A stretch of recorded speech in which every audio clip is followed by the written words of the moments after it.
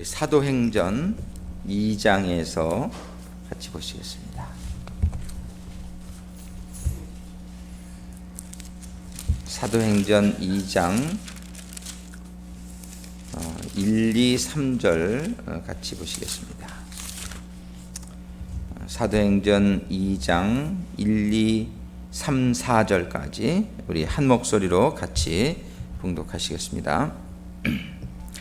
오순절날이 이미 이름에 저희가 다 같이 한 곳에 모였더니 호련히 하늘로부터 급하고 강한 바람 같은 소리가 있어 저희 앉은 온 집에 가득하며 불의 혀같이 갈라지는 것이 저희에게 보여 각 사람 위에 임하여 있더니 저희가 다 성령의 충만함을 받고 성령이 말하게 하심을 따라 다른 방언으로 말하기를 시작하니라. 아멘. 기도 한 번 더 하시겠습니다. 아버지 하나님 감사합니다. 오늘 주시는 말씀 통해서 성령님을 이해하는데 많은 도움이 되는 깨달음이 많은 시간 되게 하여 주시옵소서. 성령님을 깨닫는 대로 저희들의 심령 가운데에 성령님이 더욱더 충만하게 임하시며 저희들의 성령님의 그 인도하심과 성령님의 주관하심을 깨달으며 순종하는 가운데에 예수님의 삶이 저희들에게도 임하는 축복의 성도들 될 수 있도록 축복하여 주옵소서. 예수님의 이름으로 기도드립니다.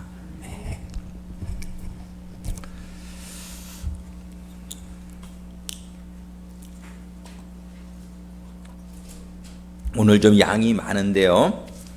수요일 날은 좀 이렇게 성경 공부식으로 좀 양을 많이 합니다. 수요일 날 오시는 분들은 그래도 이렇게 초신자 분들이기보다는 그래도 이렇게 많이 이해를 가지고 계신 우리 성도님들이기 때문에 좀 빨리 또 양이 좀 많아도 이렇게 진행을 하고자 합니다. 그래서 수요일 날 요즘 패런이 수요일 날 말씀에 대해서 좀 이렇게 스터디식으로 많이 하고 주일 날은 이 말씀을 우리가 이렇게 정리해서 좀 더 적용되어질 수 있는 말씀으로 우리가 이렇게 받고 있습니다.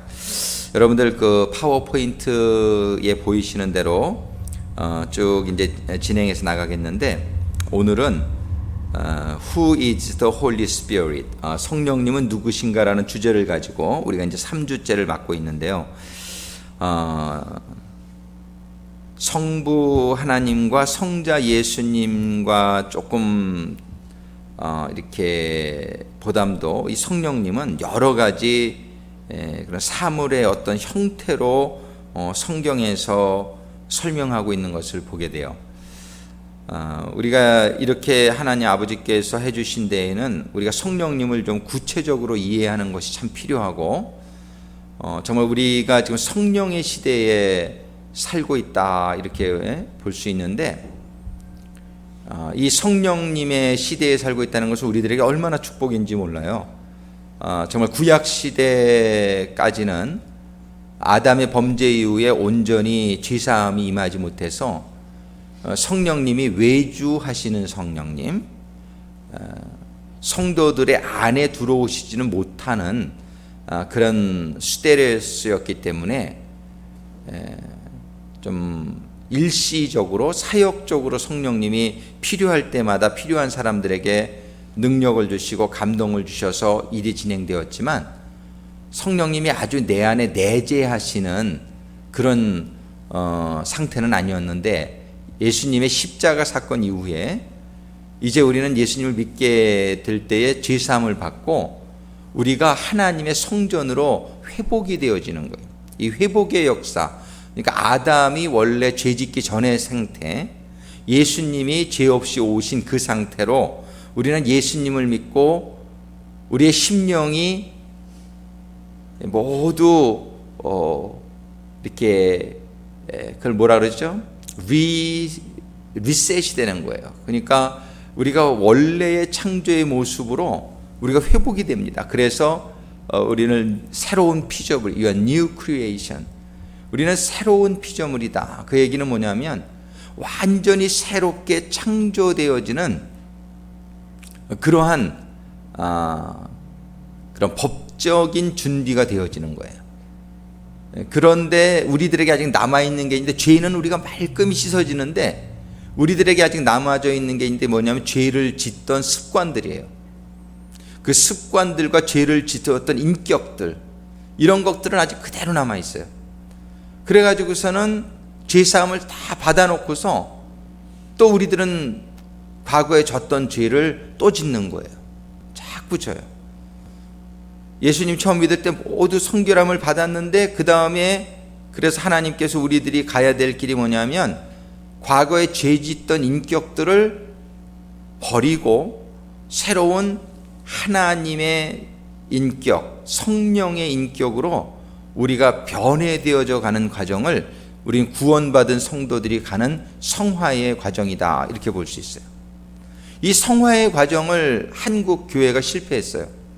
한국 교회는 그저 성령에 이렇게 강림하시는 것, 그저 구원의 사건에만 포커스가 너무 맞춰져 있었고, 이 성화에는 많은 그런 이해를 하지 못하고 포커스를 갖추지 못한 가운데 많은 한국 교인들이 뭐 교회 가서 기도도 많이 하고 예배도 많이 보는데 생활 속에서는 여전히 정직하지 못하고 여전히 이기적이고 여전히 그런 하나님의 인격이 아닌 그런 세상적인 인격을 그대로 가지고 있는 거예요. 그래서 한국 교회가 지금 돌맞는 그런 위치에 와 있어요.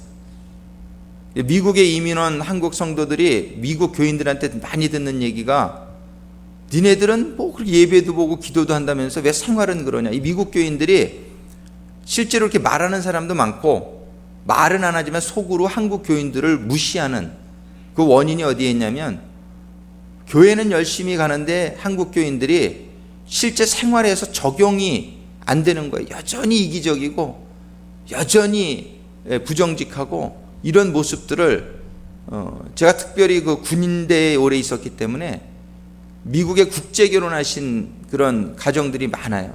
그런 제가 그런 기지촌이라고 하는 데서 많이 살아왔기 때문에.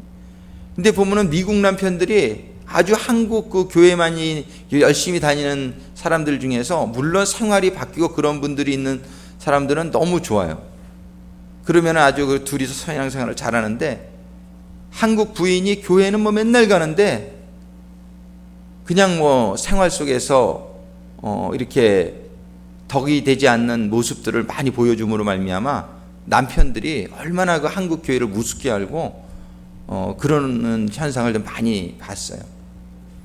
우리는 이 성화가 되어지지 않는 것이 큰 문제입니다. 그래서 우리는 이 성화가 되어지지 않으면 계속 죄를 짓는 거예요. 구원받고 나서도 계속 죄를 짓는 가운데 그래서 하나님에게 영광을 올려드리는 게 아니라 하나님의 얼굴에 그냥 먹칠을 하는 그런 일들을 교인들이 많이 하고 있단 말이에요. 근데 다들 그러면서 하는 사람이 많으니까 그냥 뭐 그런 게 그냥 당연한 건 줄 알아요. 그래도 난 구원받았다. 근데 정말 우리 주님 앞에 서게 되었을 때에 주님이 나는 너를 모른다라고 할 사람이 성경엔 많다라고 그러는 거예요. 한국 교인만 그런 건 아니죠. 다른 나라들도 이런 변화되지 못한 생활을 하는 성도들이 많이 있어요. 그래가지고 주여 주여 하는 자마다 하나님을 다 볼 자가 아니다. 많은 사람들이 그날에 주님한테 주님이 나는 모른다라는 소리를 들을 것이라고 성경은 얘기하고 있어요. 우리는 이 성화가 되어져야 돼요. 우리는 예수님의 십자가의 사건으로 죄사함을 받았는데, 죄사함을 받고 나서 그 안에서 하나님께서는 우리가 변화되어지고 자라고 성숙하고 예수님의 모습을 이루어가며 예수님의 가신 길을 따라가며 그러면서 구원의 완성에 이르르라고 성경은 얘기하고 있단 말이에요. 우리는 지금 구원의 내용은 성화예요. 지금 한국 교회가 정말 회개하고 그 다음에 노력해야 될 부분이 성화에 있다라고 생각합니다.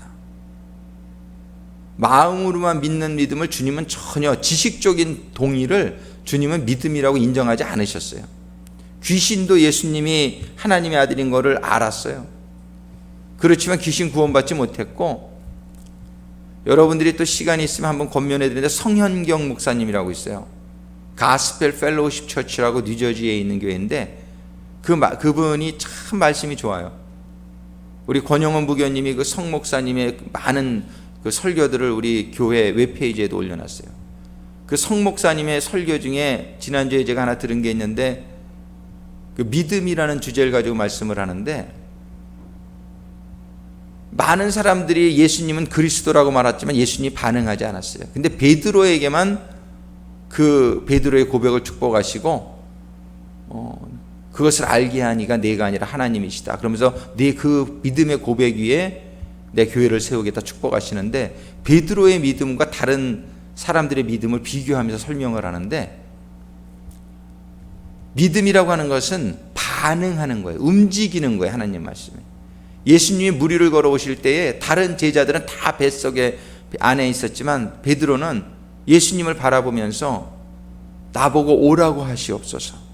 예수님이 무리를 걸어오는 것을 사람들이 다 봤지만 베드로만 예수님에게 그걸 반응하고 그 예수님에게 나도 가게 해달라고 그랬을 때 예수님이 베드로 보고 걸어오라 그러고, 그게 믿음이라고 예수님이 말씀하시는.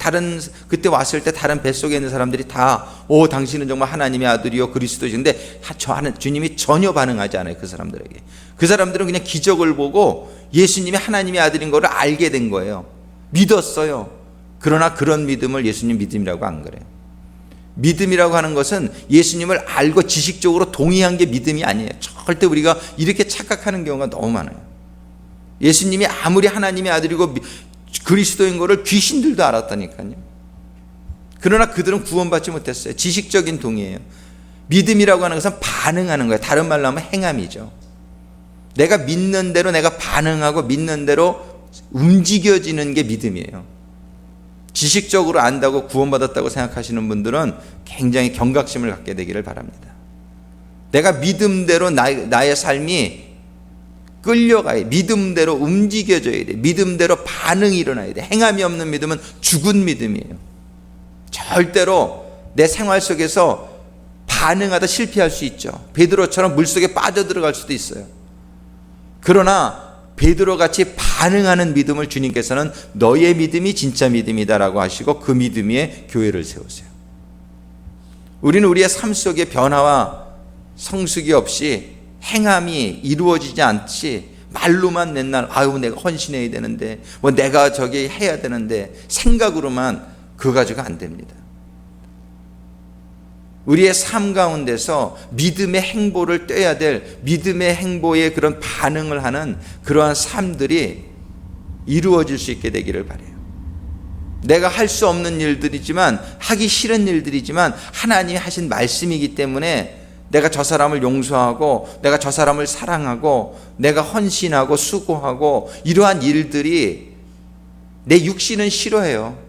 아주 귀찮고. 그러나 하나님이 너희는 마음을 다하고 목숨을 다하고 뜻을 다해서 하나님을 사랑하라고 했기 때문에 나의 편안함과 나의 그런 어떤 이기적인 그런 나에게 유익한 이런 세상적으로 좋은 것 같은 걸 포기하면서 우리가 주님의 일에 반응하는 그러한 삶이 이루어지게 되기를 주님의 이름으로 축원합니다. 근데 우리가 이런 일들이 우리 스스로 잘 안 되는 거예요. 그래서 주님께서는 이제 구원받은 자들에게 너희는 성령을 받으라. 이제 예수님께서 부활하신 후에 그 요한복음에 보면은 제자들이 무서워서 이렇게 방 안에 모여 있었는데 예수님이 그 제자들에게 찾아와서 첫 번째 한 말은 뭐냐면 평안하라고, 두 번째 하신 말은 숨을 내쉬면서 성령을 받으라 이렇게 말씀하셨어요. 이제는 십자가의 사건 이후이기 때문에 제자들이 성령을 받을 수 있는 상태가 되어졌던 거예요. 너희들은 성령을 받아. 숨을 내쉬면서, 이건 아주 굉장히 강조해서 하시는 말씀이라는 뜻이에요. 성령을 받으라. Receive the Holy Spirit.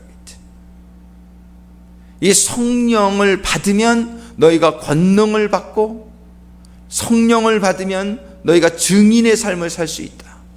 성령을 받으면 성령이 너희들을 다 가르쳐 줄 것이다. 성령이 너희에게 지혜를 줄 것이다. 성령이 너희에게 능력을 줄 것이다. 성령이 너희를 인도하실 것이다. 그게 우리는 성령을 받을 수 있는 시대에 산다는 것이 얼마나 축복인지 몰라요. 이거를 이 약속을 구약시대 사람들은 받지 못했어요. 많은 선지자들이 성령을 부어주실 것을 예언했어요. 그러나 예수님의 십자가 사건 이후에 그런 일은 있을 수가 없었단 말이에요.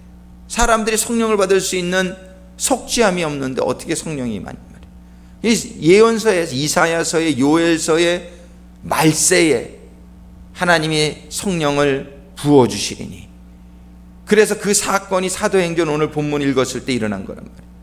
이 사건을 보고 사람들이 너무너무 놀랐어요. 120명이 막 성령이 임해가지고 방언을 하고 예언을 하고 막 그런 일이 일어나니까. 그러니까 사도 베드로가 일어나서 저들에게 그걸 설명해 주는 거예요. 너희들이 생각하는 것처럼 우리들이 술 취한 것이 아니라, 그러면서 14절에, 2장 14절에 말씀하시면서 16절에 이는 곧 선지자 요엘로 말씀하신 것이니 일렀으되 하나님이 가라사대 말세에 내가 내 영으로 모든 육체에게 부어주리니.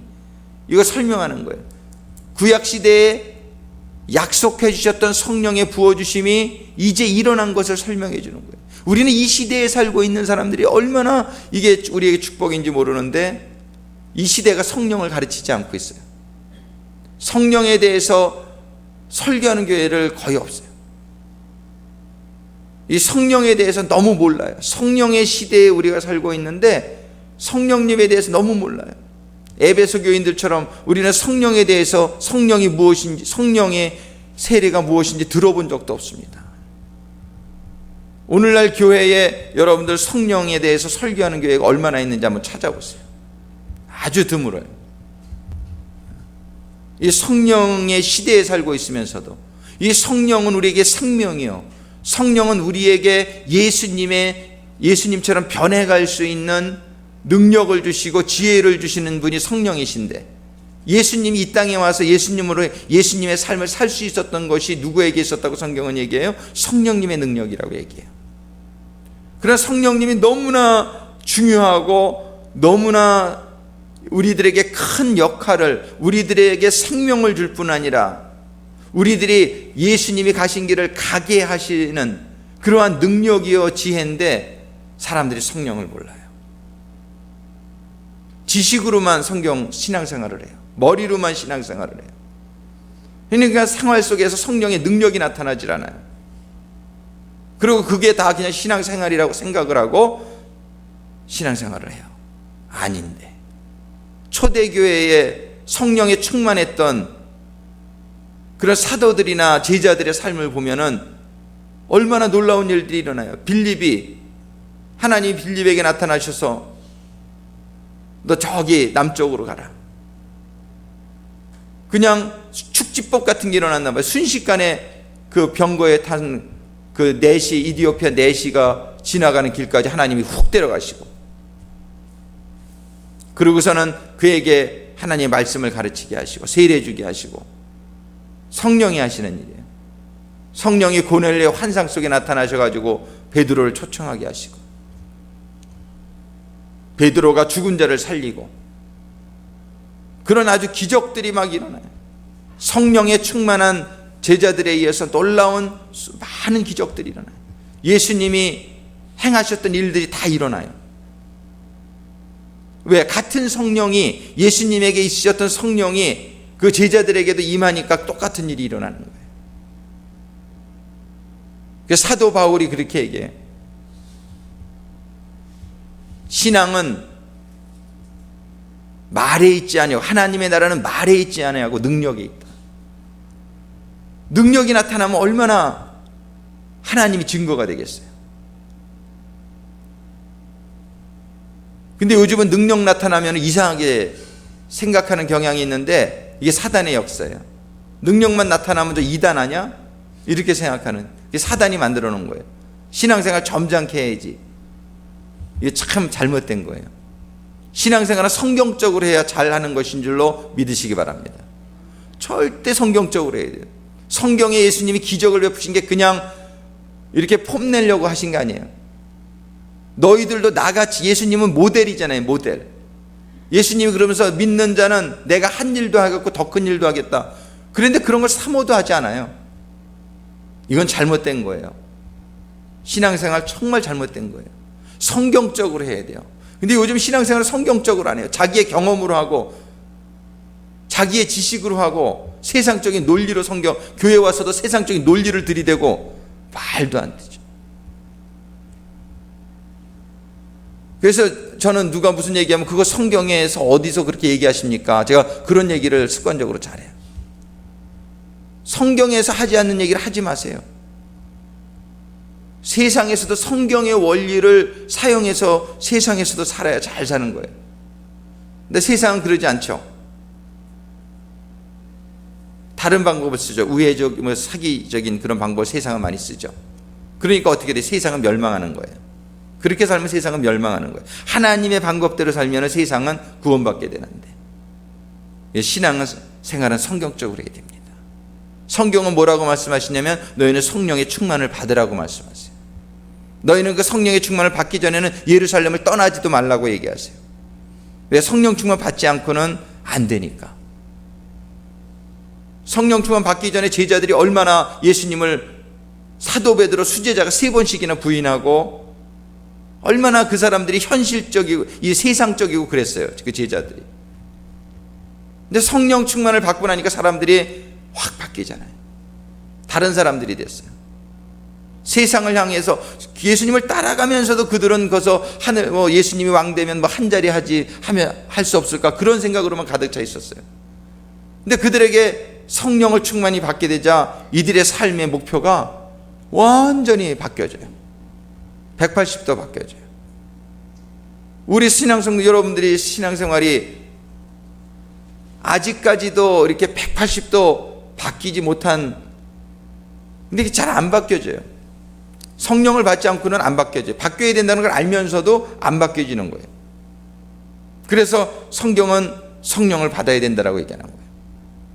너희가 물과 성령으로 거듭나지 아니하면 하늘나라를 볼 자가 없느니라. 내가 거듭났는가? 우리 살펴봐야 돼요. 거듭났으면 거듭난 삶의 증거가 나타나야 돼요. 열매가 나타나야 돼요. 사랑과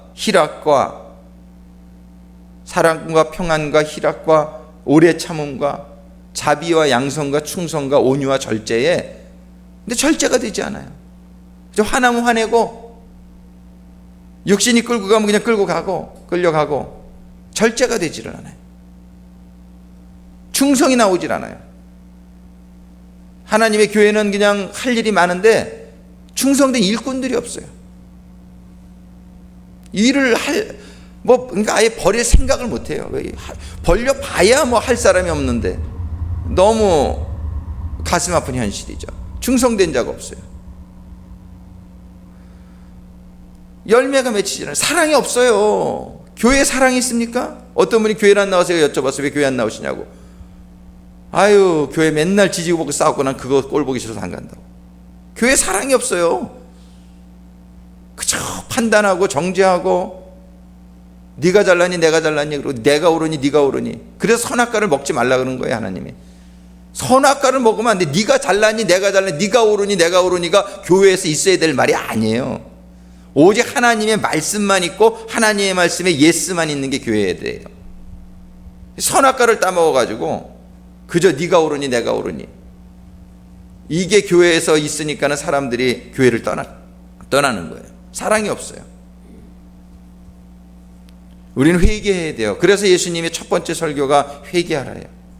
세례 요한도 회개. 근데 회개, 죄 지은 걸 몰라요. 죄 짓고 살면서도. 사랑이 없으면서 사랑이 없는 걸 몰라요. 충성이 없으면서도 충성이 없는 걸 몰라요.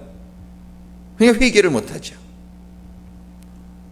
성령이 임하지 않아서 그래요. 아주 정상이에요. 성령이 임하지 않은 사람들이 그런 거 없는 건 극히 정상이에요. 예수님께서는 제자들에게 3년 반을 가르치고 나서도 니네 안 됐어. 안 돼. 니네들 지금 떠날 수가 없어. 성령을 위해서 너희들은 기다려라. 한 500여 명이 들었는데 그 중에서 120명이 남아서 기도했어요. 한 마음으로 열흘 동안 열심히 기도할 때 오늘 이렇게 성령이 임해요. 그러니까 그들이 바뀌어요. 성령이 임하니까 생각이 틀려지고 인생의 목표가 틀려지고 삶의 자세가 완전히 달라져요.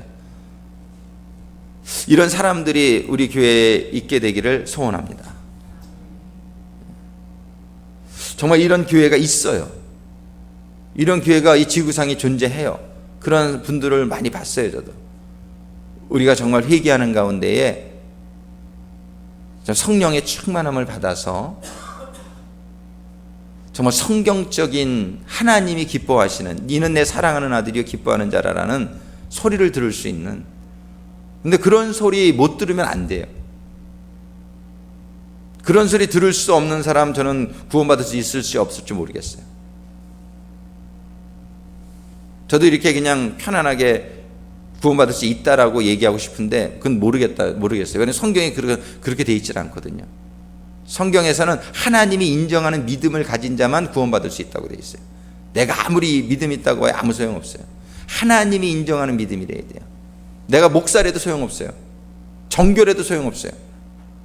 하나님이 보실 때 인정하는 믿음은 어떤 믿음이냐면 반응하는 믿음이에요. 말씀에 말씀대로 사는 믿음이, 그게 믿음이에요.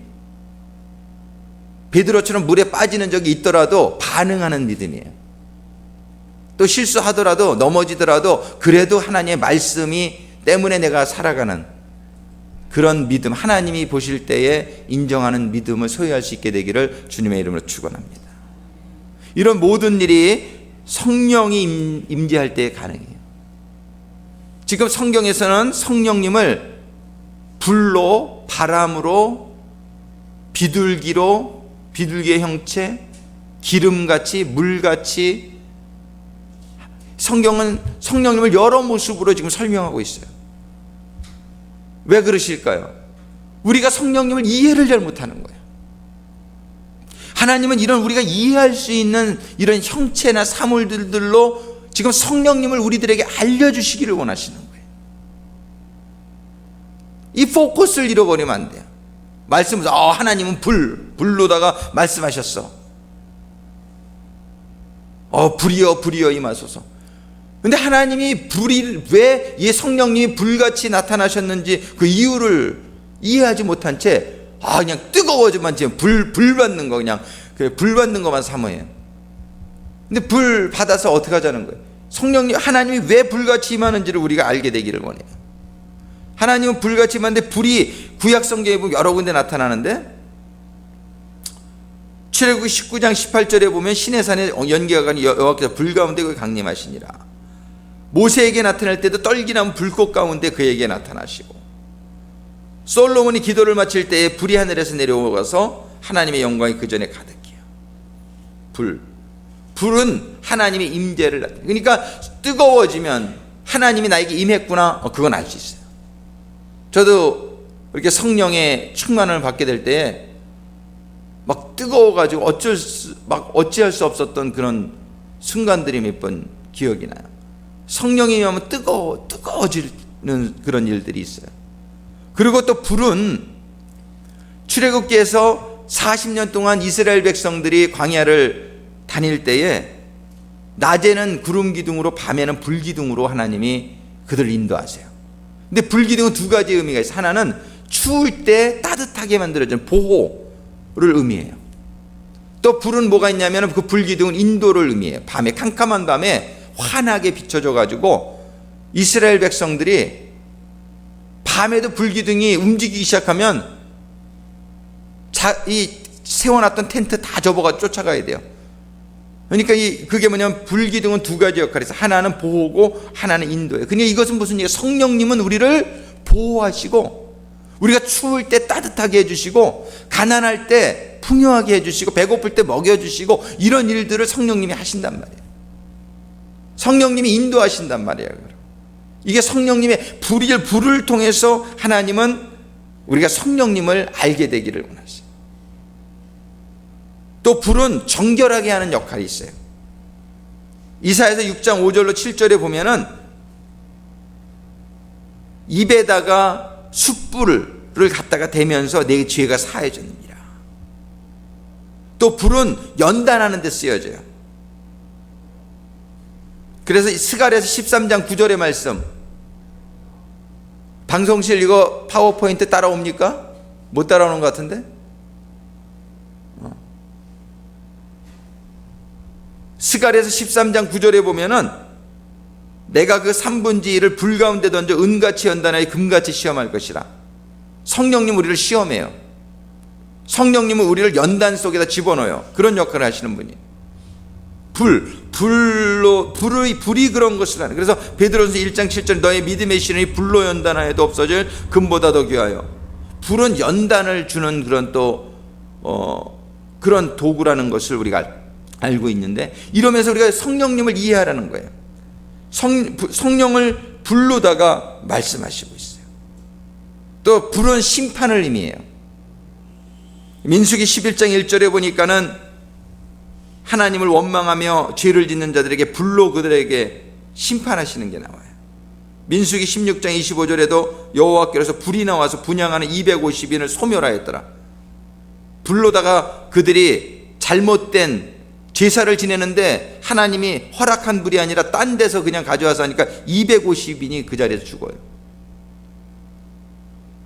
성령님을 불로다가 성경에서 얘기하는 그 성령님의 의미를 우리가 깨달을 수 있게 되기를 바라요. 성령님 우리를 보호만 하시고 인도만 하시는 게 아니라 성령님은 때로는 우리를 연단도 하시고 성령님은 또 우리에게 심판의 주로 임하시는 성령님이라는 것을 말씀을 하세요.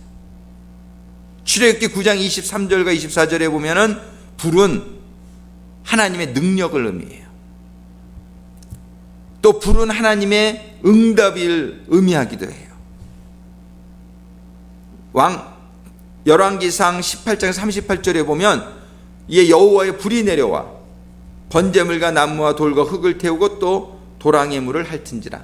하나님의 능력과 하나님의 응답을 의미하기도 해요. 레위기서 9장 24절에도 보니까 불이 여호와 앞에서 나와 단위의 번제물과 기름을 사른지라. 불. 근데 성령이 오늘 본문에 보니까 사도행전 2장 3절에 성령이 임할 때 불에 혀같이 갈라지는 것이 저희에게 보여 각 사람 위에 임하여 있더니. 성령님이 임하시는데요, 사도행전 2장 2절에는 급하고 강한 바람 같은 소리, 바람같이도 임하시고 3절에 보니까 불에 혀같이 갈라지는 것이 저희에게 보여. 성령이 임하실 때 성령이 임하시는 모습이 불이 막 그냥 갈라지는 것 같은 그런 불이 사람들 머리에 막 이렇게 와요. 성령님을 왜 불같이 성령님이 임하셨을까? 그것은 불의 역할을 우리들이 생각하면서 하나님이 불 속에 나타나시고 하나님이 불로다가 보호하시고 인도하시고 하나님이 불로다가, 제가 이거 전부 이메일 보내드릴게요. 지금 뭐 안 쓰셔도 괜찮아요. 이거 이메일 보내드릴게요. 이 불은 이런 역할들이 있어서 하나님의 성령이 불로 상징되었다. 그것은 성서에 나타난 불의 용도와 의미를 이해할 때에 쉽게 받아들여요. 불이 하나님의 임재요 보호이며 인도하시며 정결케 하는 데 사용되고 징벌과 심판에 혹은 응답을 보이며 능력을 상징하였다. 그렇다면 바로 성령이 나타나심은 하나님의 임재요 능력이요 보호하심과 인도하심이며 응답이라고 볼 수 있는 것이다. 여러분들이 성령님의 임재가 충만하게 임하시면 여러분들에게 이런 일들이 나타나야 돼요. 하나님의 임재가 확실하게 느껴져야 돼요. 성령이 임했다고 하면서 글쎄 하나님이 나랑 계신지 안 계신지 모르겠어, 이 성령 안 임한 거예요. 성령이 임하면은 하나님의 임재가 너무 확실하게 느껴지는 거예요. 하나님이 내 안에 계시, 내가 하나님에 계신.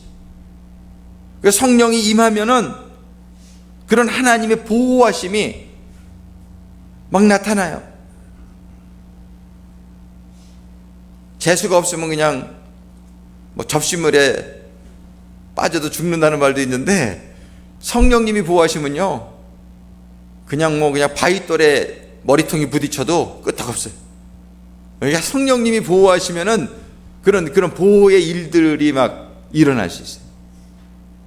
막 분명히 이거는 막 그런 사고는 저 사람 아주 그냥 아주 박살이 났어야 될 건데 성령님이 보호하시면요 끄떡도 없어요.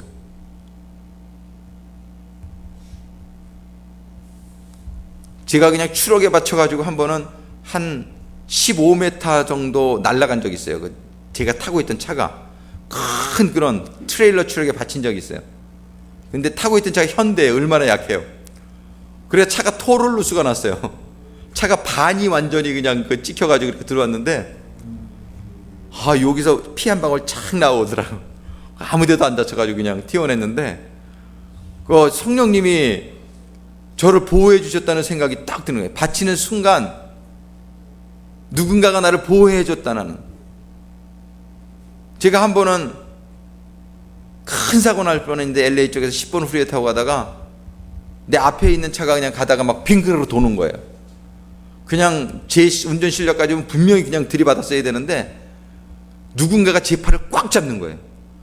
순간적으로 꽉 잡더니 핸들을 확 돌리더니 그냥 그 차를 이렇게 지나서 제가 싹 가는 거예요. 깜짝 놀랐어요. 누군가 내 팔을 분명히 잡았어요. 어떤 그냥 강한 힘이 저를 팍 제 손을 잡더라고요. 그런 일이 일어나요. 그래가지고 저 잘 조는데 운전하다가 안 졸려고 굉장히 노력을 하는데 조는데 겁은 안 나요. 때가 되면은 저는 가겠지만 때가 아니면 이 수호천사가 나를 이렇게 다 지켜줄 것이다. 옛날에는요 제가 이렇게 밤에 이렇게 가면은 깡패들이 나타나서 나를 좀 해코지하지 않을까. 어렸을 때 그 상여집 지나갈 때 얼마나 무서웠는지 몰라요. 누가 뒤에서 맨날 목 이렇게 잡아당기는 것 같고. 근데 제가 하나님 믿고 나서는, 이 성령 받고 나서는 겁나는 게 없었어요. 정말 우리 김목균 사가님도 알라스카에서 깡패 속으로 들어가셨다는 얘기를 들었는데 겁나는 게 없어져요. 그러니까는 이 성령 받으면은 하나님이 함께 하시는 게 체험하다 보니까는 정말 겁나는 게 없어져요. 담대해질 수 있어요. 이 불같이 임하는 성령, 하나님이 보호하심을 의미해요. 하나님이 불로 다 막아주겠다는 거예요. 이스라엘 백성을 이집트 군사가 600병거와 막 그냥 말 타고 막 전차 타고 쫓아왔는데 코앞에 오자 하나님이 불기둥으로 탁 막아버리는 거예요. 그러니까 그냥 오지 못하고 저쪽에서 막 힝거리고 막 한참 그러다가 이스라엘 백성 홍해 바다 다 건넌 다음에 그 다음에 이제 오게끔 해가지고 바다에 다 들어갔을 때 물 확 그냥 다 죽여버려요. 하나님의 그런 보호하심, 불기둥으로 막아주시고, 하나님의 보호하심과 인도하심, 할렐루야. 성령님이 우리에게 임하시며 성령님이 그런 역할을 하신다는 것을 불같이 임한 성령의 모습을 통해서 우리들에게 설명해 주고 계신 거예요.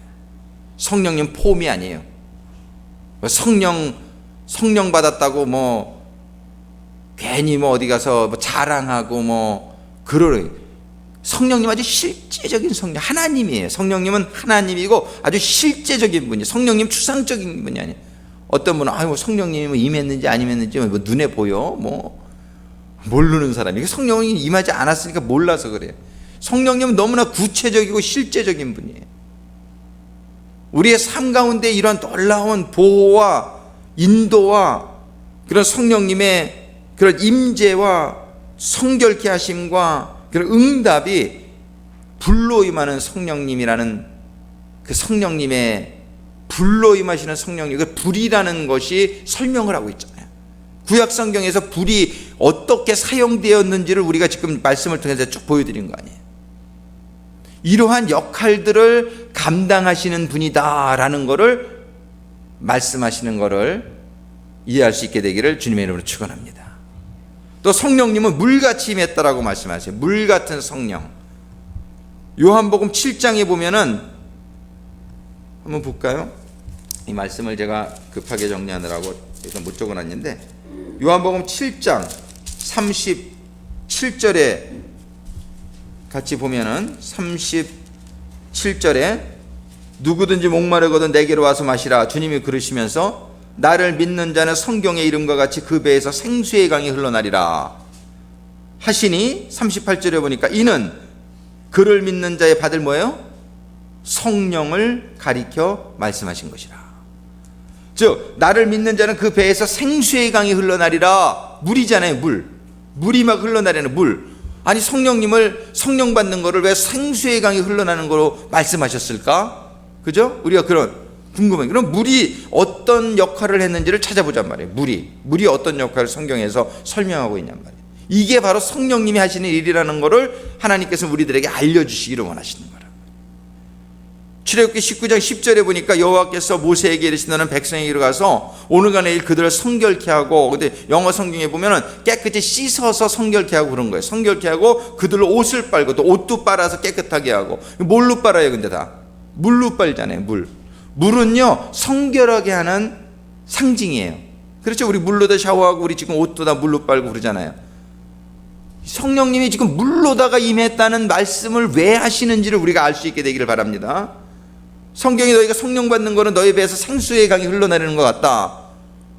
그 중에 하나가 뭐냐면은 성령님이 임하시면 우리를 어떻게 하신다는 거예요? 성결케 하신다는 거예요. 성령님이 임하시면은 우리에게 나쁜 생각들, 그런 것들을 성령님이 자꾸 어떻게 해서 씻어주신다는 거예요. 없어지게 하신다는 거예요. 성결케. 그리고 출애굽기 40장 32절, 그들이 회막에 들어갈 때 단에 가까이 갈 때 씻었으니, 다 성결이에요. 그 다음에 에스겔서 36장 25절, 맑은 물로 너에게 뿌려서 너희를 정결케 하고. 물은 정결케 하는 게 첫 번째 뜻이에요. 세례도 그렇잖아요. 물로다 봤잖아요. 세례. 물은 예수 그리스도의 부활하심으로 말미암아 이제 너희를 구원하는 편이 곧 세례라. 물은 우리를 씻어주는 의미가 있단 말이에요. 예수님이 발을 물로다 씻기잖아요. 그러면서 온몸이 깨끗하니 너희가 발만 씻으면 된다. 이 물은 우리를 성결케 하는 역사. 두 번째, 물은 우리들에게 생명과 같은 거예요. 생수. 그죠? 생수. 자, 신명기서 11장 11절에 보면 너희가 건너가서 얻을 땅은 산과 골짜기가 있어서 하늘에서 내리는 비를 흡수하는 땅이요.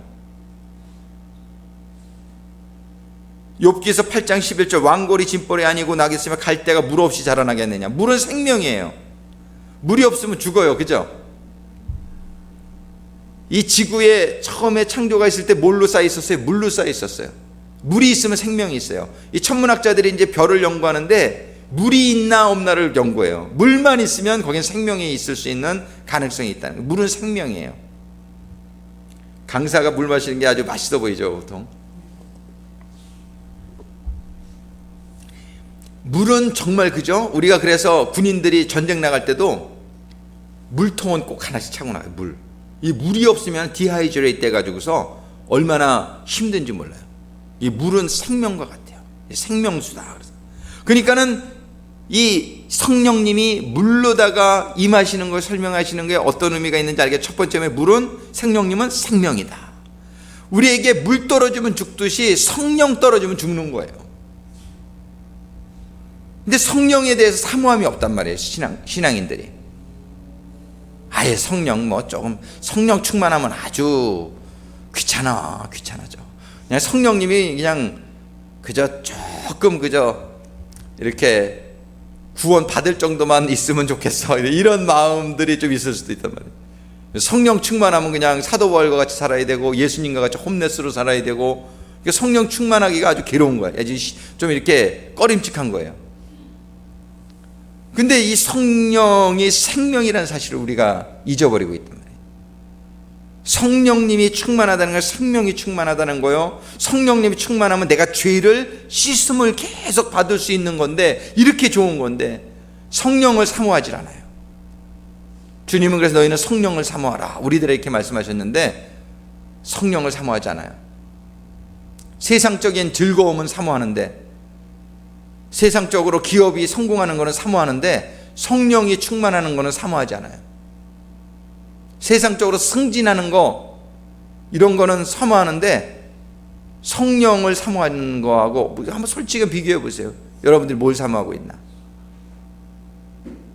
우리가 교회가 부흥하게 되기를 사모하는데 성령이 충만하기를 사모하진 않아요. 근데 성령 충만 없이 진정한 부흥은 없어요. 근데 이렇게 허식적인 부흥은 있을 수 있어요. 성령 충만하지 않아도 얼마든지 인간적으로 교회가 부흥될 수 있어요. 그래서 사람들이 편안하게 해주고 사람들 좋은 얘기 해주고 그저 마음에 와닿는 그런 얘기 감동 주면은 얼마든지 사람들 많이 모일 수 있어요. 몇만 명도 모일 수 있어요. 그런데 성령님의 충만으로 임한 그런 부흥하고는 다른 거죠. 우리는 이 생명, 성령님은 생명이다. 성령님은 우리를 정말 우리를 성결케 하시는 거다. 우리가 정결함을 받기를 원한다면 성령 충만을 받아야 될 줄로 믿습니다. 성령이 물이란 말이에요. 우리가 목욕을 해야 씻겨지는 거죠. 몸도 목욕해야 씻겨지죠. 우리는 성령으로 성령의 충만함을 받아야 우리 영이 씻겨진다, 이렇게 생각하시면 된단 말이에요. 성령 충만 없으면은 죄를 깨닫지도 못해요. 깨닫지 못하니까 회개하지 못하고, 회개하지 못하니까 죄사함 없지요. 근데 성령이 충만하면 나를 적나라하게 볼 수 있어요. 죄를 깨닫게 돼요. 회개하게 돼요. 그 성결함을 받게 되죠. 주님의 보혈로. 할렐루야. 아멘. 성령을 받아야 되겠어요? 안 받아야 되겠어요?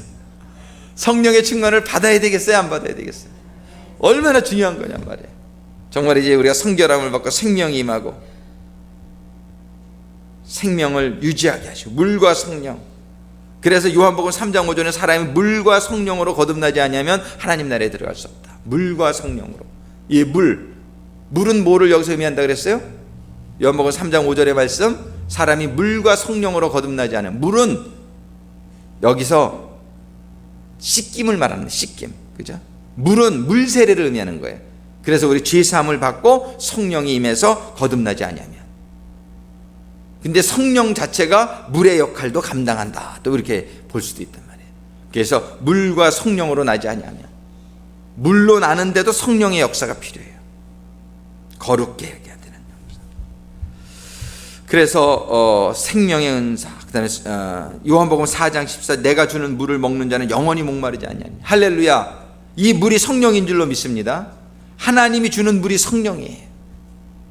내가 주는 물을 먹는 자는 영원히 목마르지 아니하리니 나의 주는 물은 그 속에서 영생하도록 솟아나는 샘물이 되리라.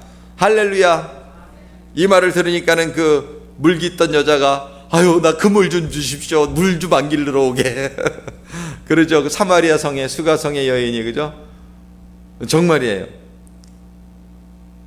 그냥 우리가 육신에 먹는 물은 기르러 다녀야 되겠지만 영혼이 갈급한 게 더 갈급하잖아요. 그죠? 육신에 마실 물은 얼마든지 있어도 자살하잖아요. 이런 영혼이 갈급하니까.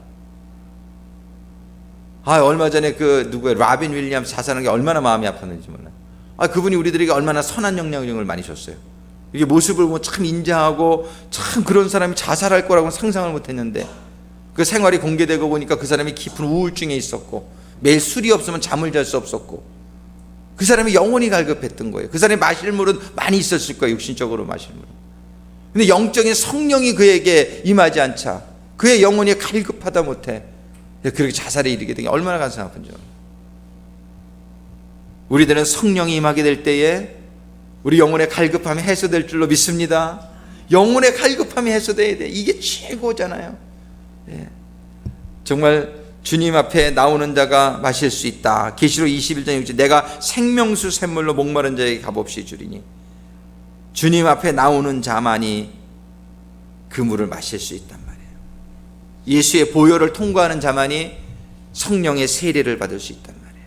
이 성령의 세례가 바로 생명수, 우리의 배에서 생수의 강이 흘러나리라. 할렐루야. 이러한 성령님이 우리에게 충만히 임하게 되기를 간절히 소망합니다. 또 성령님은 바람으로 말씀하세요. 바람으로 비유된 성령. 바람은 어떤 역할을 했어요?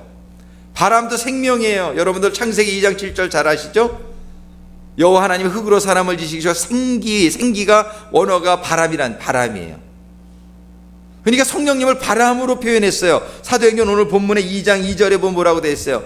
강하고 급한 바람이, 그죠? 그 방에 가득 차면서 성령이 임하잖아요. 바람. 성령님은 그 아담에게 들어왔던 그 바람이에요. 우리에게 바람이 필요해요.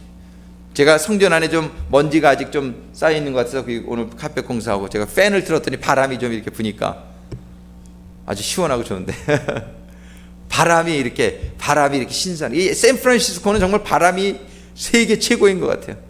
다 돌아다녀온 건 아니지만 제가 그 헤이티에 선교 갔을 때 아이고 바람이 없더라고. 이런 시원한, 얼마나 그냥 이렇게 덥고 좀 그런 바람이 없어요. 그냥 잔잔해. 바다도 그냥 잔잔해. 바람이 없어. 그러니까 얼마나 그냥 답답하고 막 골이 막 띵한 것 같아. 샌프란시스코가 그렇게 그리웠던 적이 없어요. 헤이티 갔는데 샌프란시스코가 너무너무 그립더라고. 이 시원한 바람, 이 불어오는 시원한 바람. 이거 얼마나 축복이에요. 성령의 바람이 우리들 모두에게 불어 임하게 되기를 주님의 이름으로 축원합니다. 성령의 신바람이, 시원한 바람이 우리들에게 불어오면 우리가 신바람 나게 살 수 있을 줄로 믿습니다. 성령 바람이라. 바람은 또 요한복음 3장 8절에 보니까 바람이 임의로 불매 내가 그 소리를 듣고 어디로 와서 어디로 가는지 알지 못하니라. 성령으로 거듭난 사람은 이렇다, 이렇게 얘기하세요. 바람과 같이 사라지다, 이 영화처럼 우리가 바람 같은 사람이 되었으면 좋겠어요. 그 코미디 영화에 훅 하고 가고 이런 용어 있다는데, 내가 지금 영국 런던에 가고 싶다 그러면 훅 하고 날아가고, 저 바람같이 서울에 가고 싶다 그러면 훅 하고 한번 날아가고, 이거 얼마나 좋겠어요. 근데 성령으로 난 사람은 그렇게 살 수 있대요. 성경에 성령으로 난 사람은 그렇다, 이렇게 얘기하세요. 우리가 성령의 충만함을 받아서 그냥 샌프란시스코가 아무리 좋아도 여기만 있으면 좀 답답하잖아요. 우리가 한번 좀 훅 하고 이렇게 날아다니는 하여튼 그런 삶 살 수 있게 되기를 소망합니다.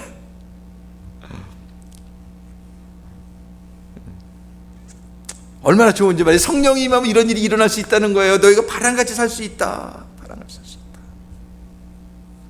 하나님의 위엄의 모습으로서 구름을 타고 나르시며 바람 날개 위에 나타나셨도다. 바람과 성령.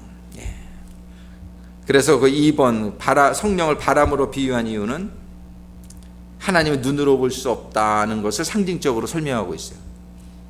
바람이 눈에 보이지 않잖아요. 또 체험과 나타나는 은혜와 능력을 통해서 알 수 있다. 갈라디아서 5장 22절.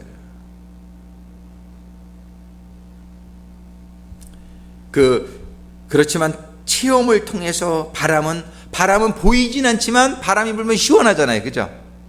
바람이 불면 나무가 흔들리잖아요. 그런 걸 보고 성령님의 역할을 하시. 그런 식으로 성령님은 눈에 보이진 않지만 우리의 삶 가운데 성령의 바람이 불면 우리가 그 시원함이 있을 수 있고, 그런 걸 통해서 성령님이 우리에게 임재를 알려주신다는 것을 바람에 비유한 것에 통해서 우리가 성령님을 이해할 수 있단 말이에요.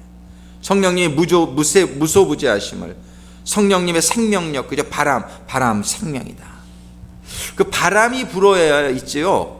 이 바다도 보면은 바다가 파도가 막 치면은 좀 잔잔하면 좋겠다 이런 생각이 드는데, 파도가 안 치면요 바다가 썩는데요. 또 이게 막 파도가 치면서 산소를 갖다가요 바다가 막 받아들여 가지고요 그 산소가 바닷물에 섞이면서 이게 정화의 작용이 일어난다네요. 과학자가 한 얘기예요. 그러니까 이 파도가 치는 거는, 파도가 한번 싹 치고 나면 그 더러웠던 게 싹 없어진대요. 그래서 이 바람이 부는 거 얼마나 중요해요. 바람이 불어야 파도가 치죠. 그래서 그 헤이티 바다는 좀 보니까 이 파도가 별로 안 쳐서 그런지 좀 지저분하더라고. 근데 이게 막 파도가 치고 바람이 많이 부는 데는 깨끗해요, 물이. 그 다음에 기름으로 비유된 성령. 아니 왜 기름같이 임한다고 성령이 돼 있어요, 성경에 보면. 아니 왜 기름의 비유를 하셨을까? 기름은 어디다 써요? 옛날에 보면 왕에다가 왕을 세울 때 기름 부어서 왕 삼는다고 그러죠. 성령님이 임하면 우리가 왕 같은 제사장이 될 줄로 믿으시기 바랍니다. 성령이 임하는 건 우리에게 하나님의 왕권이 임하는 그런 사건이라고, 그걸 설명해 주시기 위해서 기름같이 성령님이 비유가 되는 거예요. 또 기름은요, 이렇게 옛날에 아플 때 기름 발라서 고치는 그런 게, 기름은 또 약으로 많이 사용되었어요. 그래서 성령님은 우리에게 치유가 또 임하게 하시는 분이다, 그런 의미를 담고 있는 거예요. 또 기름은요, 이렇게 어떤 용기와 힘을 주시는,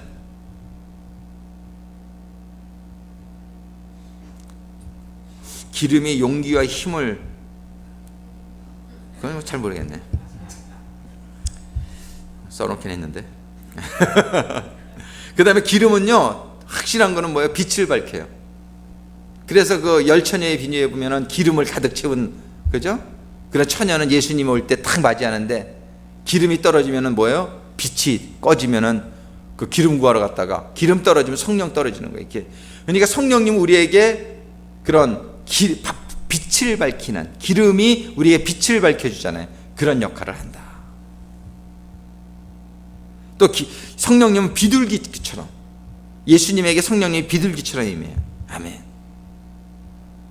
근데 비둘기는 어떻게 해서 순결함의 상징이에요. 너희는 뱀같이 지혜롭고 비둘기같이 순결하니까 성령님은 어떻게 하시다고요? 순결하시다.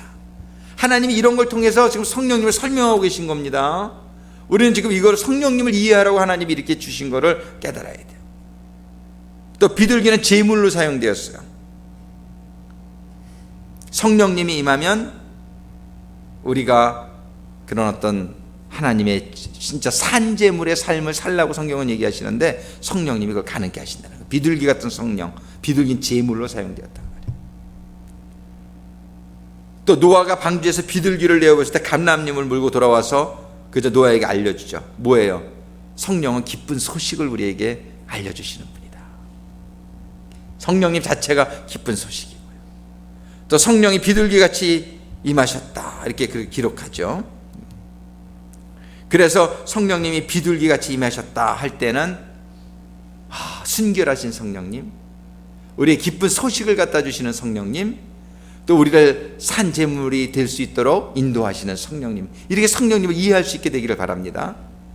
또 성령님을 인치심에 비유를 해요. 에베소 1장 13절에 보면 그 안에서 너희도 진리의 말씀 곧 너희의 구원의 복음을 듣고 그 안에서 또한 믿어 약속의 성령으로 인치심을 받았으니, 성령을 받았다는 건 도장 꾹, 하나님이 넌 내 거야, 그리고 도장 찍는 거와 같다는 거예요. 그 도장, 옛날에 그냥 명문대 들어가면 서울대 바지 딱 달고 다니면 굉장히 이렇게 막 어깨가 펴지고, 그죠? 우리는 하나님의 도장을 딱 받는 순간 정말 하늘나라의 하나님의 자녀들로서의 자부심을 갖고 살 수 있게끔 해주는 게 성령님이시다. 정말 이러한 성령님, 인치심, 이거 다 비슷한 얘기고요. 성령의 보증, 이것도 다 비슷한 얘기예요. 그래서 우리는 오늘 성령님이 여러 가지 형체로 우리들에게, 또 사물로 우리에게 설명되어지는 성령님을 통해서 우리가 성령님을 잘 이해할 수 있게 되기를 주님의 이름으로 축원합니다. 정말 이 성령님 얼마나 좋은 거냔 말이에요. 우리에게 생명을 주시고, 우리에게 능력을 주시고, 지혜를 주시고, 인도함을 주시고, 하나님의 인치심을 얻게 하시고, 이 성령님이 임하시면 우리를 시원한 바람과 같이 성결하게, 정말 성령님이 비둘기같이 순결하게, 정말 성령님이 임하신다는 우리에게 응답으로 임하시는 이러한 성령님을 꼭 받아야 되겠다.